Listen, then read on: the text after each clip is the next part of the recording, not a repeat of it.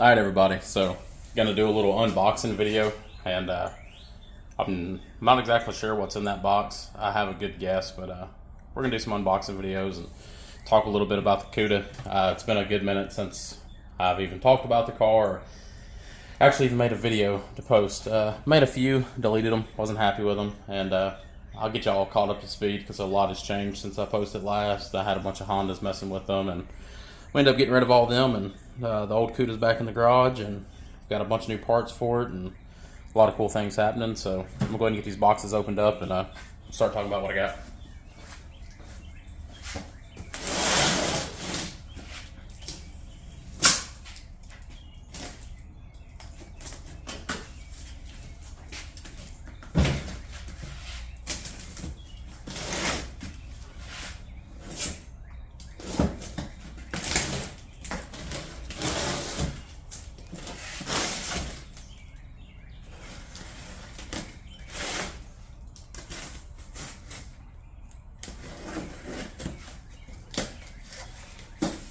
Alright, so I hit up a company. I'm guessing it's Maxpeedingrods, or however you want to pronounce it. I've heard 1,000 different people say it 100 different ways. That's the name of the company. I did a bunch of research. Google, YouTube, all the reviews. Can't think of his name, but there's a older gentleman on YouTube that has a dyno, does a bunch of different turbo setups and whatnot. So I got online and hit them up to see if they wanted to come on board with the Cuda, and they showed up today. So comes with your all your gaskets. That looks like the restrictor for your oil line. Neat little sticker. Looks like a, not sure what that round gasket's to in there, but looks like a feed gasket or maybe a return. Your it's going to be a 4-bolt exhaust flange, and pretty cool little sticker. And I'm sure it'll tell you the rest of the information in there. I'll open it up and go through it real quick.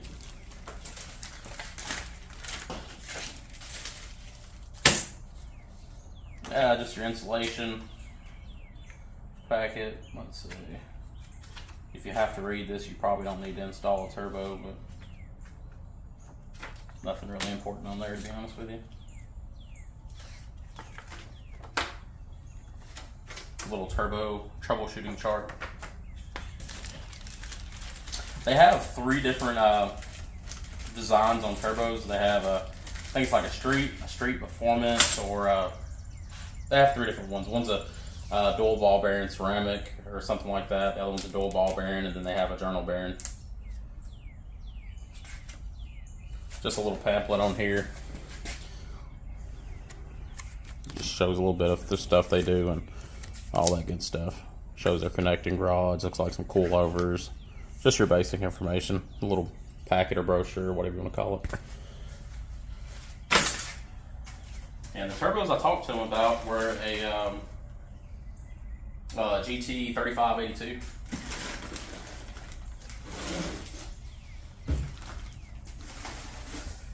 Nothing else in the box.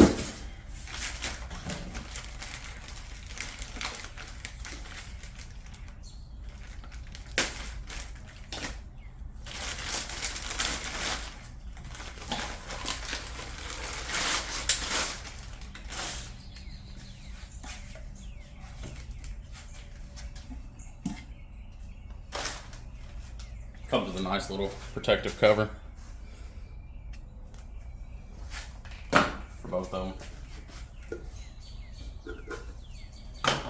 And this looks like it's the dual ball bearing version of it.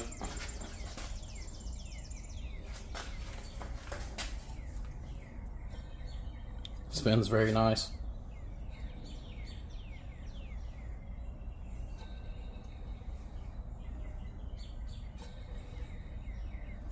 And it looks like it has the, anti-surge housing on it, which is pretty cool. It's not a bad looking turbo, really. It looks like a T3 flange on it.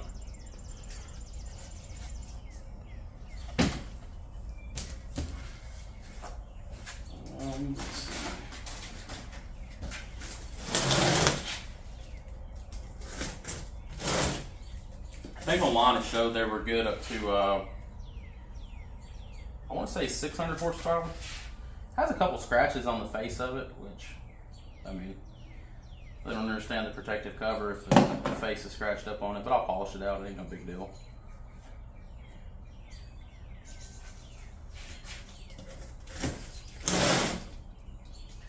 Everything I looked up online, it looks like they share the same center section, or I don't know what they actually call it, but where the bearings are at inside the turbo, I've always called them the center section, but it shares the same center section as a Garrett.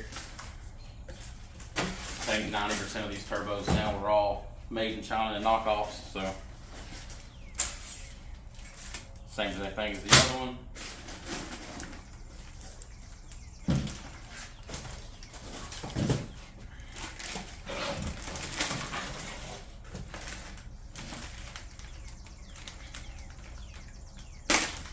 I'll put all the specs, what these are, in the description, but I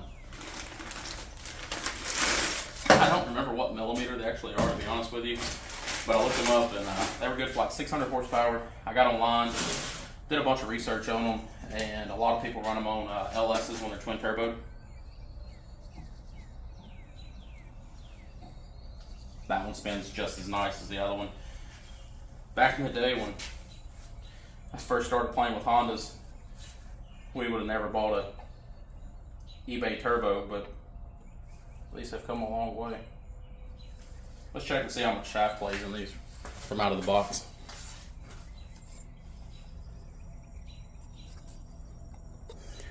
Barely any, if any at all, and very, very, very minimum in and out play.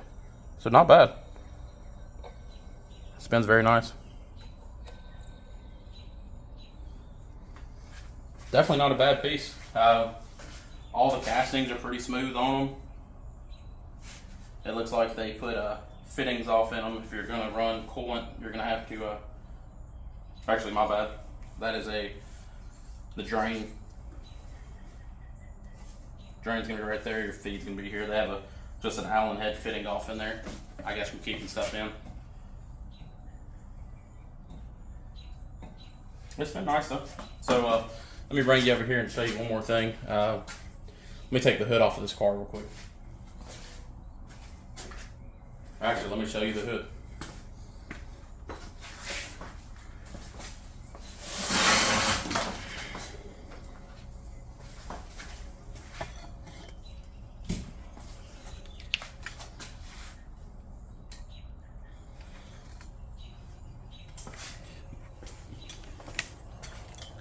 So I don't know how much I've showed in the other video. The garage is a mess, so try not to pay it much attention. Okay, so where we're at with the Cuda, I got it back in the garage, and Stinger Fiberglass sent me a AAR style hood that you see right there in front of you. A beautiful hood, like you can't get any better than an AAR Stinger Fiberglass hood. You just can't. They're better than the OEM ones. They fit extremely nice. They're very light. I mean, you can't beat them. I think they can be had online with shipping for somewhere around $1,300. The middle states like Tennessee, Kentucky, Georgia, Alabama, basically all in there. I think it's about $300 shipping. They're out of Florida. I mean, I can't really say enough about them. That fits great. The only thing I've noticed wrong with the hood, I guess you can say wrong, but not really, is right here. It looks like when it come out of the mold, it had a high spot, so they fixed it. But besides that, I mean, the hood's about flawless. And I got a lift off, or a heavyweight lift off. You can get a normal lift off hood, but they're kind of flimsy. This is a heavyweight lift off, and I think it weighs 18 pounds, something like that. It's not heavy at all. But underneath of it's all finished in. It's, I mean, really, really nice. So I can't thank them enough for sending me this hood. I mean, if you need anything, hit up Stinger Fiberglass. Used to be, I think, AAR quality fiberglass. They stopped making them for Mopars for a long time. I'm guessing it's been a few years from their website, and they just started releasing new batches of them because so many Mopar people started complaining. So here's their hoods. If you look right here, it'll say AAR in the bottom of them. I can't think of his wife's name, but she's the one that's going to answer the phone and talk to you. She's a very sweet lady. Got all my information. Like I said, they think this hood was a week out, so it can't beat that at all. And you know what you're getting when you buy from Stingers, so you can't beat it. Now let's talk about what's under the hood.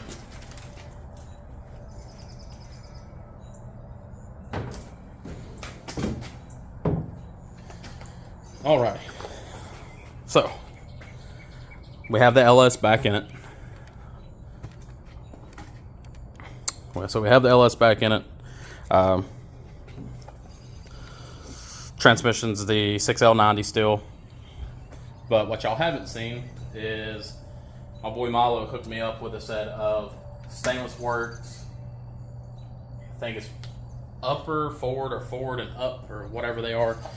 3-inch turbo headers. They're extremely nice. Now you kind of see why I have 2 turbos sitting over there on the bench. So I kind of worked out a little bit of a deal, and I got those. And I mean, if you had to go buy them right now retail with tax and shipping, you're looking at $2,000, and I have nowhere near that in them. So I'm extremely happy. They fit great. The only thing I'm not sure about is I need to figure. Let me see if I can get you in here better so y'all can take a look at these headers, because they're awesome. They fit really, really nice. You can get to all the spark plugs.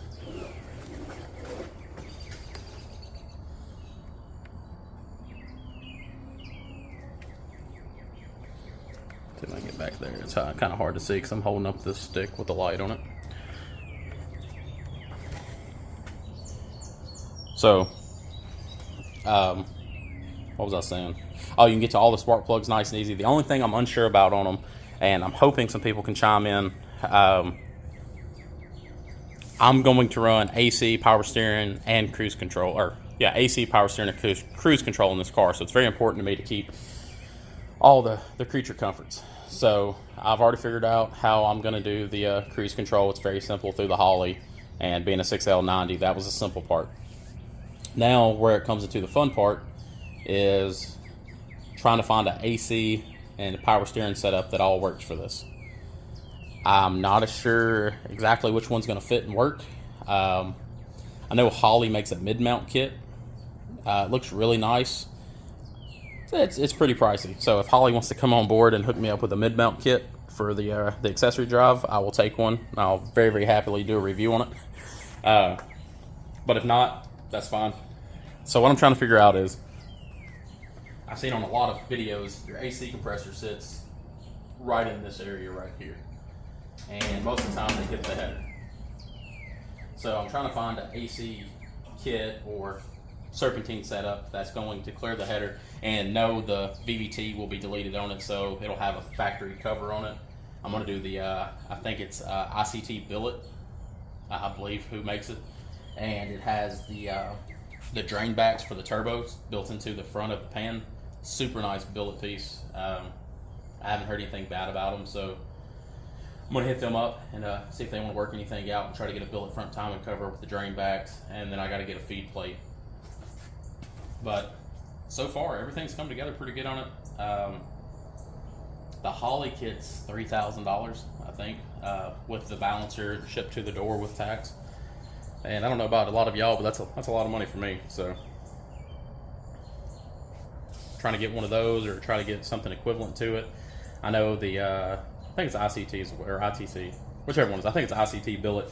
They make a bunch of different power steering setups for these, and with AC, I'm just not sure what will fit. And the problem is, you know, this is a Cuda body, G body frame on a set of solid Speedway mounts. You know, most of the time you can call up a company and go, oh, I have a G body, and bam, G body with an LS. They can tell you exactly what goes on it, but once you start adding in all the factors, it has solid mounts. My mounts sit more forward than most of your clam style mounts, and also my motor sits a little bit lower. So I have that problem of running a low mount AC compressor that is going to get into my steering shaft down here and my frame rail. I'm not sure if anybody makes a lower AC bracket with the AC compressor that fits down there with this setup, or you know what I'm going to run into. So I'm trying to keep it a mid-mount setup, and hopefully it'll go around the headers, because this one right here sits up just a little bit higher. So I'm hoping, you know, if you can run a what is it, like a sand bin 7 something or whatever it is, AC compressor, and I can dump the hoses down under it and wrap them and just go straight back to a vintage air. But I'm not sure on that. So if anybody's ran one or has any suggestions or anything like that, please let me know. I appreciate it. Besides that, I think I've covered everything in this video that I needed to cover. I did pick up, if I can speak English, I picked up a rear bumper for the car since the last time y'all seen it. I'm not sure if I had the fender on it, but it has another passenger. It has the passenger side fender on it now. It's new. The car's caged, or 75% caged. I haven't finished it up yet because I was waiting on that door panel that's sitting in the floor. But I got the hole back in, weld it together, and now I'm going back and finish welding and smoothing a bunch of things. So I'll show that here in another video. This video, I'm trying to keep it to about the 20-minute mark because I'm not going to do any editing on it at all. But back to it. Like I said, Milo hooked me up on these, and man, I appreciate it so much. Thank you. I'm probably going to hack it up, but I think his YouTube channel is Wyotech or something like that. I'll drop it down in the descriptions below, or tag him in the video, something like that, so y'all can check out his channel. He does a bunch of Subarus and really nice cars. Works for a company called Taylor Tuned, I do believe, so I'll name drop them as well, I guess. But yeah, go check out his YouTube channel. I think he just started it this year or last year or whatnot, but he's got it rolling pretty well. So if I can support him as much as I possibly can, I'm going to do that, because they're great people. I'm going to hold one of these turbos up so y'all can take a look at it, see what kind of room we have.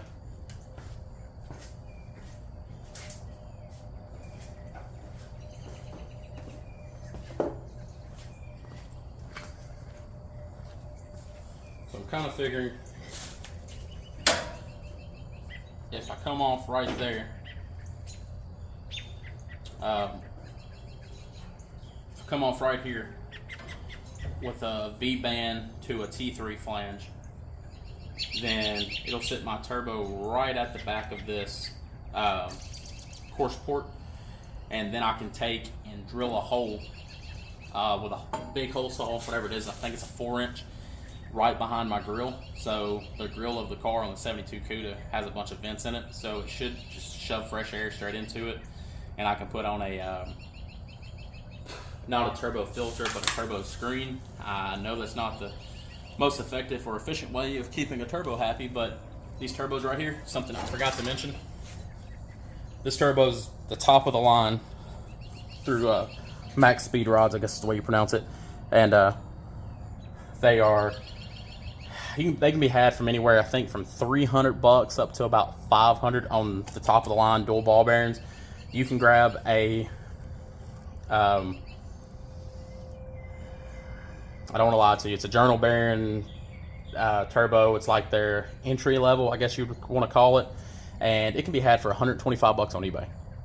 There's people making 1,000 horsepower on two $125 turbos, and they've been running for years that way. So it's all about how you install them, make sure your drains are right, your feeds are right.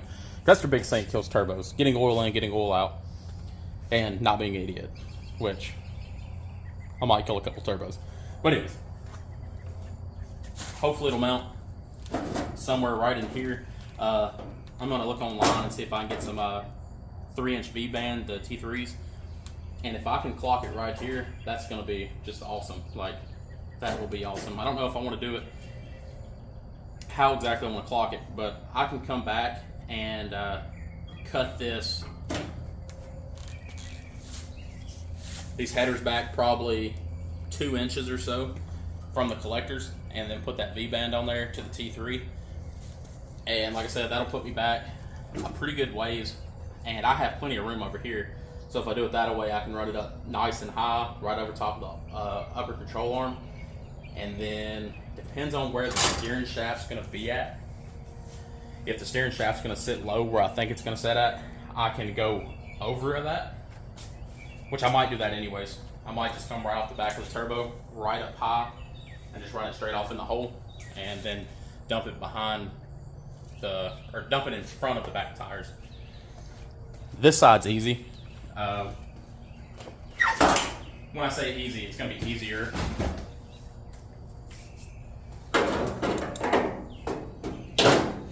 Because I can run it, for example, just like I was talking about on the other one, just run me a T3, T4 flange, V-band setup.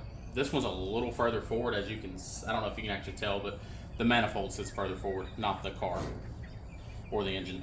So I'll cut it back and it'll go right here as well. So it should look pretty good. Should be a nice little short route for the drains to go down, and then I'll have to figure out how to run my feeds. But on this one, it'll go right over the control arm, dump right out the back, be a super clean fit. And then I seen online